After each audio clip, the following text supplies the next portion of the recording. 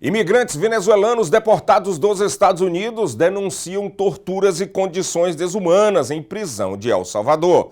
Enquanto isso, Washington põe fim ao maior shutdown da história americana, o impasse que paralisou o governo e trouxe prejuízos bilionários. E Donald Trump volta a surpreender e defende a ampliação dos vistos H-1B, afirmando que os Estados Unidos não têm certos talentos dentro de casa. Tudo isso e muito mais, agora no Agenda 47.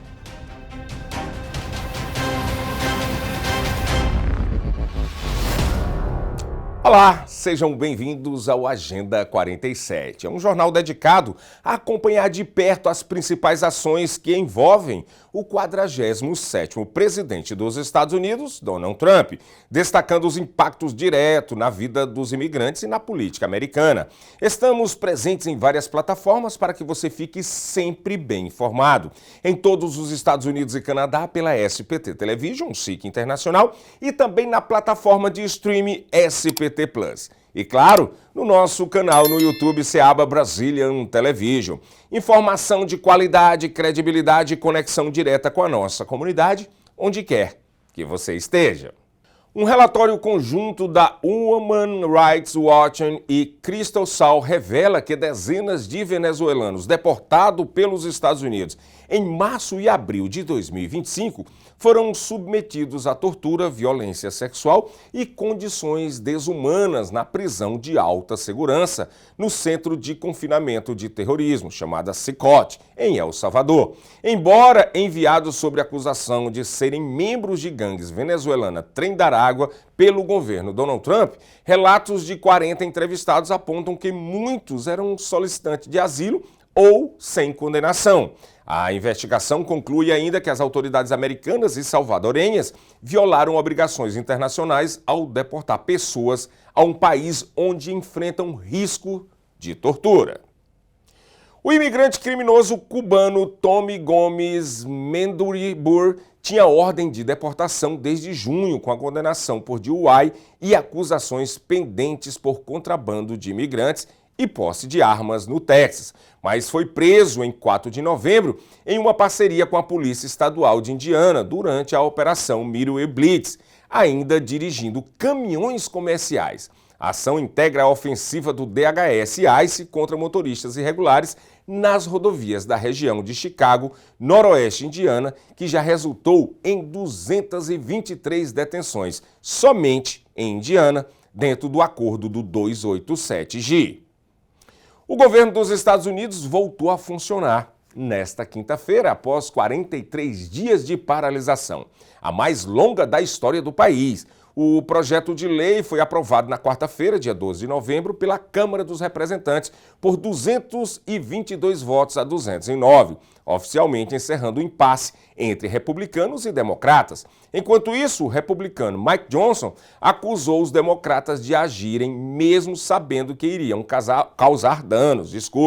Já o democrata Hakeem Jeffries afirmou que vão continuar defendendo os direitos dos americanos.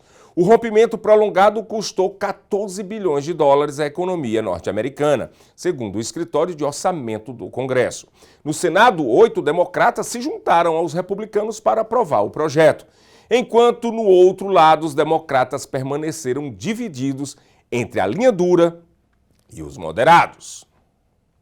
O presidente Donald Trump sancionou ontem mesmo à noite o projeto de lei para pôr fim à paralisação federal mais longa da história dos Estados Unidos. 43 dias de shutdown. O texto havia sido aprovado pelo Senado na última segunda-feira, dia 10 de novembro, e pela Câmara na quarta-feira, dia 12. Na mesma noite, Trump sancionou o projeto com a sanção. Servidores federais voltam a receber salários atrasados e programas de assistência retornam ao funcionamento. Mas especialistas alertam que a normalização total ainda vai ser devagar e gradual, especialmente no setor aéreo, que pode levar mais tempo.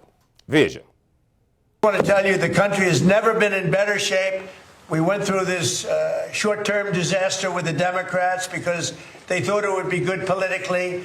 And it's an honor now to sign this incredible bill and get our country working again. Thank you.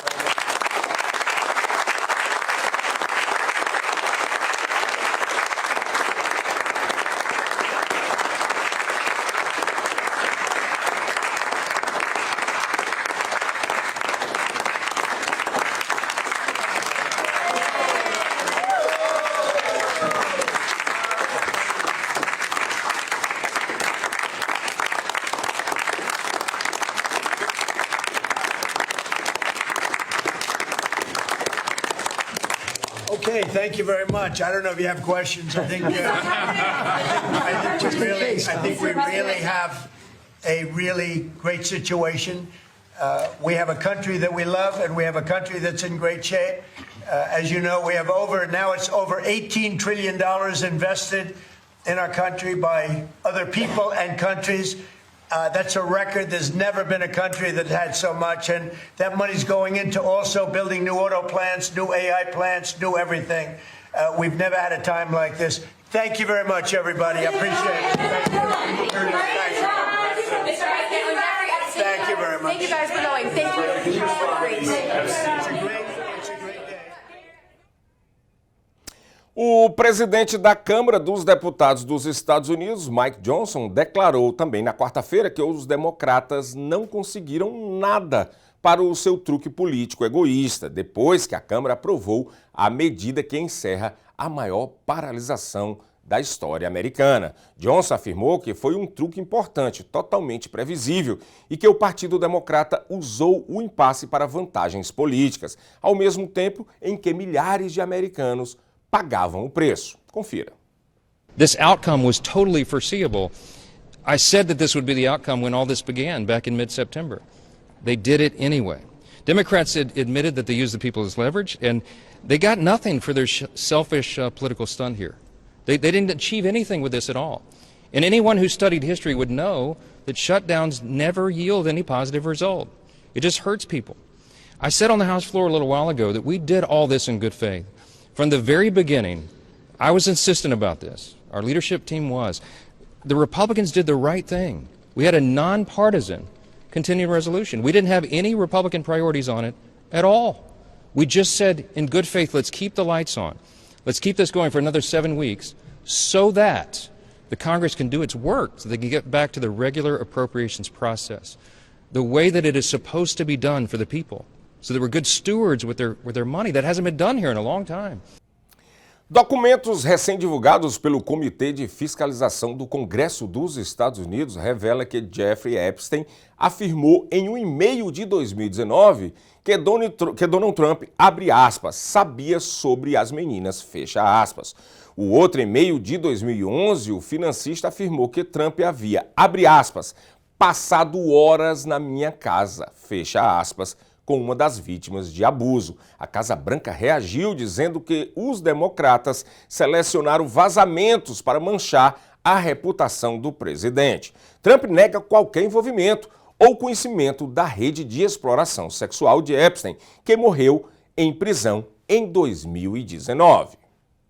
A Casa Branca descartou também na quarta-feira, dia 12, que os e-mails recém-publicados do arquivo de Jeffrey Epstein como uma farsa fabricada pelos democratas.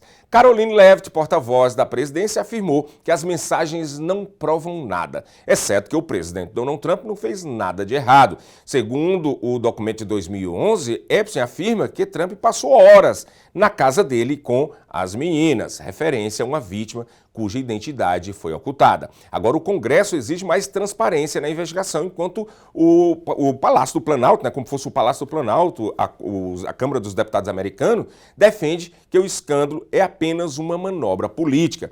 Vamos ver o que falou a porta-voz da Casa Branca. These emails prove absolutely nothing other than the fact that President Trump did nothing wrong. And what President Trump has always said is that he was from Palm Beach, and so was Jeffrey Epstein. Jeffrey Epstein was a member at Mar-a-Lago until President Trump kicked him out because Jeffrey Epstein was a pedophile and he was a creep. And this email you refer to with the name of a victim that was unredacted now and has since been reported on in this room, so I will go ahead and say it, Virginia Giuffre. And it was CBS's own reporting, Ouija, that recently wrote that Miss Giuffre maintained, and God rest her soul, that she maintained that there was nothing inappropriate she ever witnessed, that President Trump was always extremely professional and friendly to her. And it just shows how this is truly a manufactured hoax by the Democrat Party for now they're talking about it all of a sudden because President Trump is in the Oval Office. But when Joe Biden was sitting in there, the Democrats never brought this up. This wasn't an issue that they cared about because they actually don't care about the victims in these cases. They care about trying to score political points against President Trump. Why are White House officials then meeting with Representative Boebert in an effort to try and get her to not sign this petition calling for the release of the files? Doesn't it show transparency that members of the Trump administration are willing to brief members of Congress whenever they please? Doesn't that show our level of transparency? Doesn't that show the level of transparency when we are willing to sit down with members of Congress and address their concerns? That is that's a defining factor of transparency. Having discussions with members of Congress about various issues, and I'm not going to detail conversations that took place in the Situation Room in the press briefing room. Ainda sobre este caso, a Câmara dos Representantes dos Estados Unidos poderá votar já na próxima semana uma medida que obriga o Departamento de Justiça dos Estados Unidos, o DOJ, a liberar todos os arquivos das investigações sobre Jeffrey Epstein. O presidente Donald Trump e a Casa Branca pressionam pela retenção dos documentos e dizem que nada de errado foi feito. Mas os opositores afirmam que trata-se de um escândalo e que tem que ter transparência. O presidente da Câmara, Mike Johnson, ele se pronunciou sobre o caso dos arquivos Epstein e falou a respeito disso. Inclusive ontem, quando estava sendo lá votado o shutdown, tinha acabado, ele falou sobre isso. Vamos acompanhar, é um trecho um pouco maior, mas ele fala do que vai acontecer realmente e o que é que o Trump acha deste caso. As repeatedly referred to this as the Epstein hoax. You just sort of talked to these victims. Is it a hoax?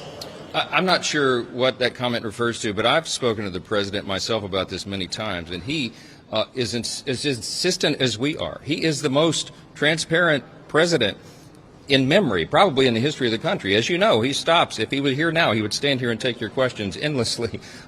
That's his mindset, and he wants the American people to have information so they can draw their own conclusions. I've talked with him about this very subject myself, so I can tell you that is his heart. Now, he also, just as we do, is insistent that we protect the innocent victims, and that's what this has been about. There'll be votes in the House this week to advance this and affirm what it's doing. We want everybody in the House wants to go on record in affirming what our Oversight Committee is doing in a bipartisan fashion. There's a discharge petition that is pending, and the reason that I was not comfortable with that and still am not comfortable with the discharge petition is because it was inartfully drafted. It does not adequately protect the innocent victims, and that is a critical component of this. So the work is being done. The Department of Justice and the administration are in full compliance with every congressional subpoena. In fact, they're moving it quickly. And so the American people are owed this information, and the expectation is it will come out soon. So. Clarify what exactly in the Massey and Connor discharge petition doesn't protect survivors? Yeah, look, it was inartfully drafted, okay? They cite, for example, a code article that is supposedly to protect child sex acts, okay? These are legal term of arts, but they cite the wrong U.S. code provision, so it doesn't actually have any force of law. They don't actually have adequate protections for whistleblowers. We want to encourage whistleblowers in an investigation like this, and there are standards and practices and procedures that are used in federal prosecutions and investigations and here in Congress that are not adequately stated in the discharge petition. I think the petition itself is effectively a moot point now because all of this is happening. What the House Oversight Committee is doing, what they are actually gathering, is everything that was requested in the discharge petition, plus even more. And it actually has the force of subpoena, the effect and force of law, which is why it's actually happening right now, where the discharge petition does not lead to that. So it's not a lawmaking exercise. It's superfluous at this point, and I think we're achieving the desired end here. Yes, sir. Speaker Johnson, Chair. Well, we have a subpoena which must be supplied, must be enforced, and that does have the effect of law. So it's even more effective than a vote on the floor. I mean, we have subpoena authority, and it is being used aggressively here. And we promised to those victims that we would continue that. They are heartened, I think, by the attention that has been given in this Congress that has not been there for many years, obviously. And I would say this, and I don't want to overstate it, my friend Jamie Comer, but I would say Republicans and Democrats in the room were dumbfounded at some points about why some of this has not been disclosed further and in greater detail. And you have the right people on it now, and we're on it. It's overdue. Go ahead. Sorry. And I also want to add, we've subpoenaed the estate, the Epstein estate, for everything too. So we're pushing forward. When I say that the yes, the intention is to get them out for public release. And when I say that the Oversight Committee's work goes further than the discharge petition, that's a great example. The discharge petition doesn't mention subpoena or gathering information or documents from the Epstein estate. So there are other things that this committee, with its expertise and all of its lawyers and all the work, will be able to gather that wasn't even anticipated in this other pending measures. Vamos aguardar mais desdobramentos sobre este caso. Agora vamos mudar de assunto. O diretor do FBI, Kesh Patel, anunciou na quarta-feira que a República Popular da China aceitou um plano para interromper a exportação de 13 precursores químicos usados na fabricação de fentanil, além de controlar 7 subsidiárias químicas envolvidas nesta cadeia. A iniciativa decorre de uma visita de Patel a Pequim e, em sequência, a cúpula entre Donald Trump e Xi Jinping, realizada na Coreia do Sul no mês passado. Patel afirmou que essas substâncias agora estão proibidas e não poderão mais ser usadas por organizações de tráfico para produzir este fármaco letal, e que a mudança deve surgir um efeito já imediato. De acordo com a nota oficial da Casa Branca, o acordo permite que os Estados Unidos reduzam de 20% para 10% a sobretaxa sobre produtos chineses. A ação representa um passo significativo na guerra global contra o tráfico de opioides sintéticos que mata dezenas de milhares de americanos por ano e realinha a diplomacia de comércio e segurança entre China e Estados Unidos. Confira o que o Patel falou. While at Ministry of Public Security headquarters, I met with my counterpart at MPS, where the Chinese government agreed on a plan to stop fentanyl precursors. What does that mean? The People's Republic of China has fully designated and listed all 13 precursors utilized to make fentanyl. Furthermore, they have agreed to control 7 chemical subsidiaries that are also utilized to produce this lethal drug. Effective immediately, essentially, President Trump has shut off the pipeline that creates fentanyl that kills tens of thousands of Americans. These substances are now banned, and they will no longer be utilized by the Mexican drug trafficking organizations or any other DTOs around the world to make this drug. Em entrevista à Fox News, o presidente dos Estados Unidos, Donald Trump, afirmou que os vistos de trabalhadores qualificados, chamados de H-1B, são necessários porque os Estados Unidos não têm certos talentos. A declaração provoca uma fissura no movimento MAGA, com líderes empresariais defendendo os vistos como essenciais à liderança tecnológica dos Estados Unidos, enquanto a apresentadora da Fox News, Laura Ingraham, alertava que a política poderia deslocar trabalhadores americanos. O posicionamento ocorre após Trump ter assinado em setembro uma ordem executiva para impor taxa de $100 mil para a solicitação desse tipo de visto. Veja. Does that mean the H-1B visa thing will not be a big priority for your administration? Because if you want to raise wages for American workers, you can't flood the country with tens of thousands or hundreds of thousands of foreign workers. You also do have to bring in talent. We have plenty of talented people here. No, you don't. We don't have talented people here? No, you don't have certain talents, and people have to learn.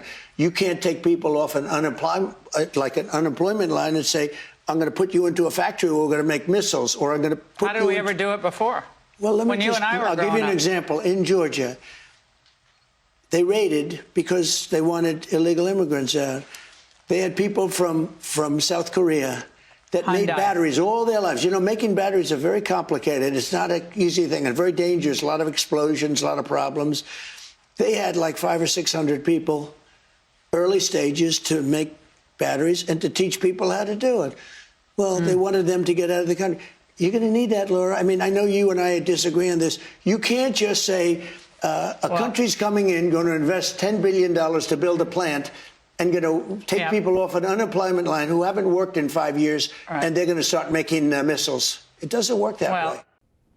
A Embaixada dos Estados Unidos e os consulados no Brasil emitiram um alerta à população brasileira. Não confie em mensagens de redes sociais que dizem ser de autoridades americanas pedindo doações ou pagamentos. Trata-se de um golpe. Autoridades informam que os criminosos vêm usando o nome dos Estados Unidos para solicitar dinheiro em nome de operação de socorro lá no sul do Brasil. Não envie valores, não divulgue seus dados pessoais e, em caso que isso aconteça, contate e denuncie as autoridades imediatamente.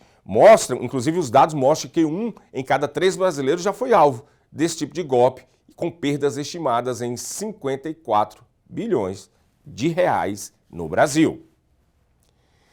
E a última notícia, nesta quinta-feira, dia 13, o ministro das Relações Exteriores do Brasil, Mauro Vieira, se reúne em Washington com o secretário de Estado, Marco Rubio, para tratar das tarifas de 50% impostas pelos Estados Unidos a produtos brasileiros, medida que vinha travando o comércio entre os dois países. O encontro foi confirmado por parlamentares próximos a Rubio e acontece apenas um dia após os dois terem conversado rapidamente à margem da cúpula do Grupo dos 7, o G7, já lá no Canadá. A expectativa agora é pelo um avanço real nas negociações e um possível recuo nas medidas americanas impostas ao Brasil. Agora vamos ver aqui as capas dos jornais. Aliás, temos 2 capas dos jornais comunitários que estão destacando aí muita notícia para os brasileiros aqui nos Estados Unidos. Vamos lá, diretor, coloca aqui na tela. Vamos aqui, o que é o jornal Brazilian Times, que diz que brasileiro é encontrado morto em prisão nos Estados Unidos. Isso aconteceu lá na Flórida. Só temos uma hoje, né, diretor? Então, só temos uma hoje. E escolas de Framingham se organizam para grande manifestação em apoio às famílias de imigrantes. Isso lá em Massachusetts, Framingham, eles são bem ativos na defesa dos imigrantes. A ICE prende mais de 1.500 pessoas em grande operação no Texas. Tudo isso capa do jornal Brazilian Times. Olha, vamos ficando por aqui, mas antes de ir embora tem aquele recado. Se inscreva no nosso canal. A gente está conseguindo aí, o nosso diretor gerente lá, né, disse, tem que chegar lá os inscritos, tem que chegar aquela quantidade, Estamos chegando. Até o final do ano, 15 mil inscritos, porque isso ajuda nessa implantação desse canal brasileiro também dentro da plataforma SBT Plus, que é a TV Brasil Internacional. E a gente precisa que vocês cheguem para a gente mostrar ali que a gente tem um movimento, tem uma notícia aí para vocês e vocês vão se engajando com a gente, tá bom? Se inscreva agora, se abra Brasília Television, comenta, deixa o like, dislike se não gostou. E o principal, depois de terminar de fazer isso, tudo isso você vai fazer o quê? Tocar aqui, no sininho e ativar as notificações, para quando chegar o vídeo, você ficar sabendo de tudo. Logo mais às 7 horas da noite, estou de volta ancorando o Brasil News e às 8 da noite estarei de volta, trazendo o Jornal das Comunidades para vocês. Não percam, estou o dia todo com vocês aqui. Vocês vão enjoar da minha cara. Vão não, vocês são gente boa. Até mais tarde.